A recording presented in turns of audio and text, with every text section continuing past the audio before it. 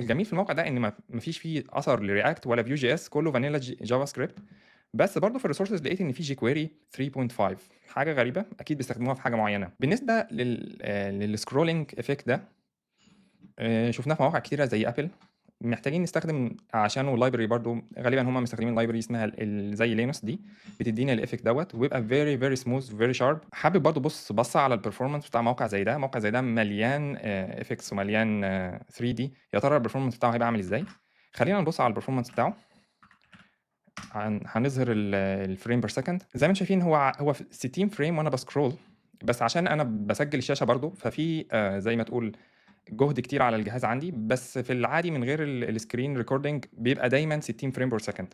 زي ما أنتم شايفين هو ما بينزلش عن 85 58 سوري، على الرغم من إن أنا مشغّل screen recording، فالperformance بتاعه مش طبيعي.